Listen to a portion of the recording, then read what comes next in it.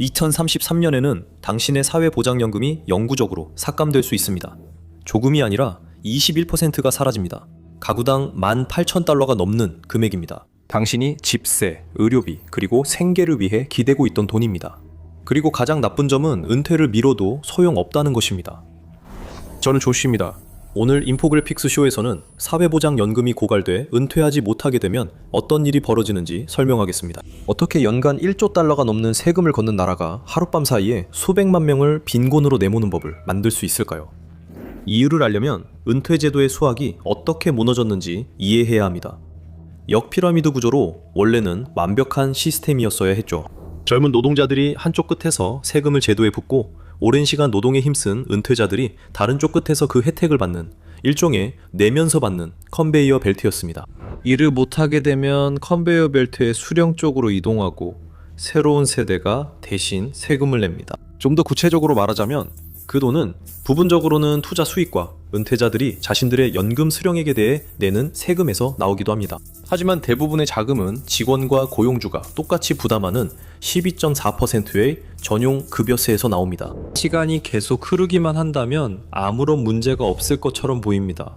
이 제도에 속한 6,900만 명의 미국인은 매달 전액 수당을 계속 받을 수 있으며 이 중 2,200만 명은 전액 수당을 받지 못하면 빈곤선 아래로 떨어지게 됩니다. 그때부터 제도가 무너지기 시작했습니다. 그 원인 중 하나는 인플레이션과 정체된 임금 등 우리 삶을 매일 더 힘들게 하는 요인입니다.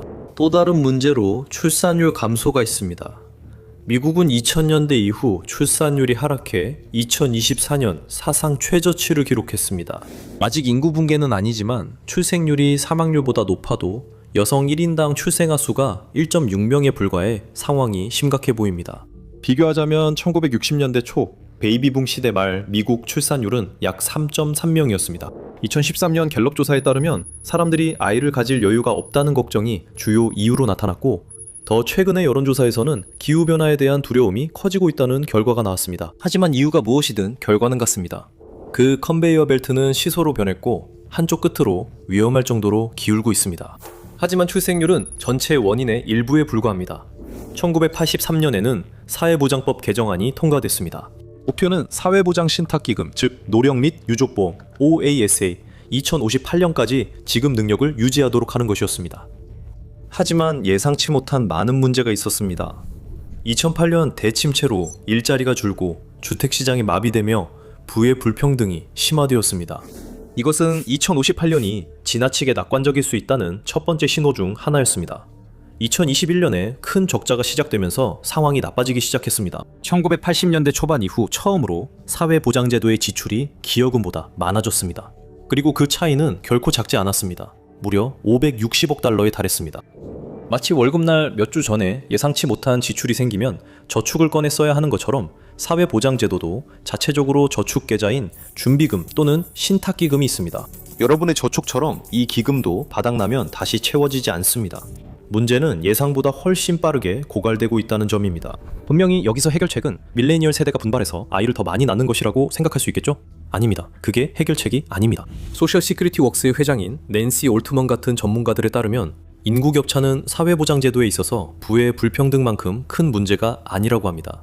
결국 6.2%의 급여세를 낼 때 미국 노동자들의 평균 임금이 낮을수록 사회보장제도에 대한 전체적인 기여도도 줄어들게 됩니다.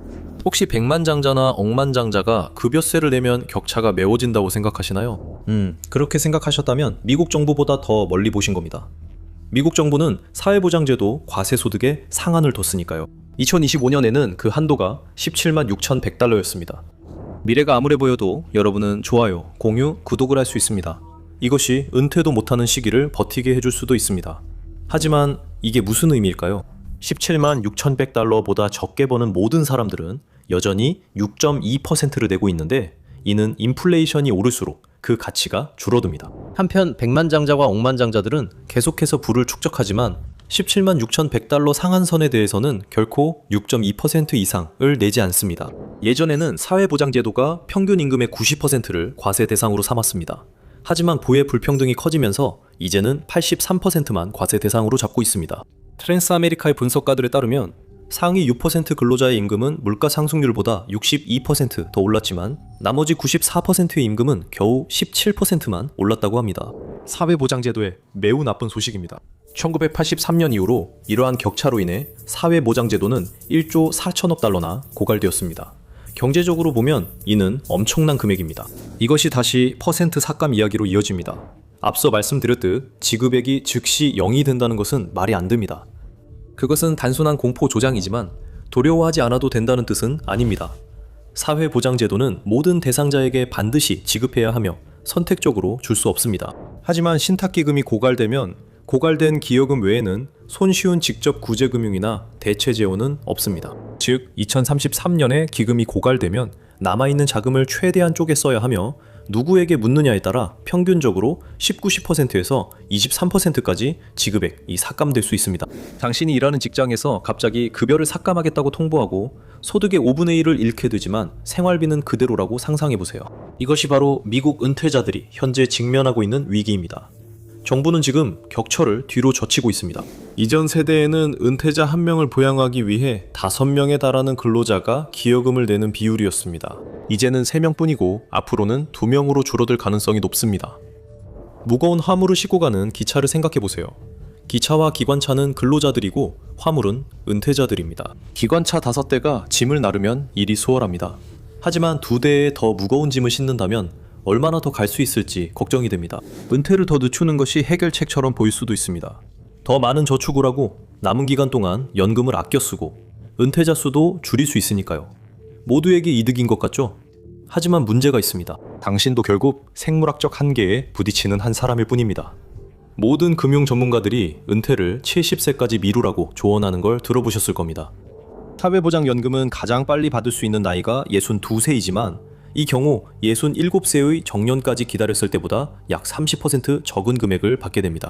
만약 70세까지 더 기다린다면 67세에 은퇴했을 때보다 연금 수령액이 정확히 24% 더 많아집니다.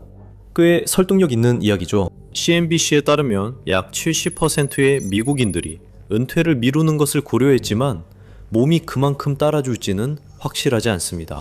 2025년 조사에 따르면 미국 중년 근로자들이 계획보다 일찍 은퇴하는 주된 이유는 건강 문제로 거의 56%에 달합니다. 나이가 들수록 이러한 건강 문제는 더욱 악화됩니다. 경제적인 이유로 은퇴를 늦추려고 계획한다고 해서 반드시 몸이 버텨줄 거라는 보장도 없고 60대 후반의 사람을 고용하는 데 주저하는 기업의 연령 차별을 겪지 않을 거라는 보장도 없습니다. 이것은 특히 육체적으로 힘든 일을 하는 사람들에게 매우 어려운 상황입니다. 이들은 보통 수입이 적기 때문에 은퇴를 미루면 더 많은 이득을 볼 수 있지만 일의 요구와 그로 인한 신체적 부담 때문에 실제로 은퇴를 미루기가 더 어렵습니다. 테레사 길라르두치 뉴스쿨 사회연구대학 경제 및 정책 분석 교수의 냉정한 말에 따르면 노동시장은 당신이 노동시장을 원할 때 항상 당신을 원하지는 않습니다. 그리고 물론 늦은 은퇴가 양의 탈을 쓴 늑대인 또 다른 훨씬 더 우울한 이유가 있습니다. 그것은 바로 궁극적인 생물학적 장벽, 죽음입니다. 미국인의 기대 수명이 그 어느 때보다 높아졌다고 해도 죽음이 찾아올 때 남는 숫자는 여전히 그리 좋아 보이지 않습니다. 70세까지 살아남는다면 데이터에 따르면 평균 남성은 거의 14년을 더 살고 여성은 16년을 더 산다고 합니다. 즉 은퇴를 70세까지 미룬다 해도 그 이후에도 의료비가 계속 오르는 15년 가까운 세월 동안 저축한 돈으로 버텨야 하고 그 후에야 상속이 되는 겁니다. 이것이 바로 우리가 쇠퇴의 악순환이라고 부르는 현상의 시작입니다. 경제적으로는 은퇴할 수 없고 신체적으로는 일할 수 없는 최악의 결과죠. 당신이 가진 적은 돈이 노후에 계속해서 늘어나는 모든 비용과 직접적으로 맞서게 됩니다. 건강과 집 관리 등 마치 천천히 발끝부터 당신을 삼키는 괴물 같습니다. 이런 일이 벌어지는 걸 알지만 할 수 있는 건 거의 없습니다.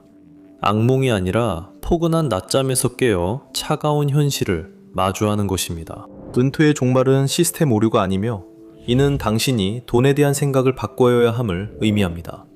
인류는 대부분 쓰러질 때까지 일해왔습니다. 노후 보장을 해주는 사회 안전망은 지난 100년간 존재했습니다.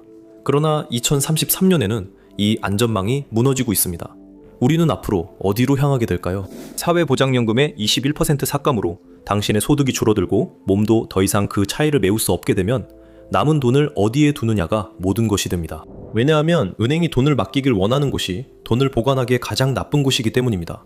이런 상황이 왜 벌어지는지, 그리고 어떻게 살아남을 수 있는지 궁금하신가요? 그렇다면 당신은 반드시 이 영상을 시청해야 합니다. 당신은 미국 자본주의의 종말을 목격하고 있지만 그것조차 모르고 있습니다. 당신의 재정적 미래가 여기에 달려있기 때문입니다. 아니면 이 영상을 클릭해보세요.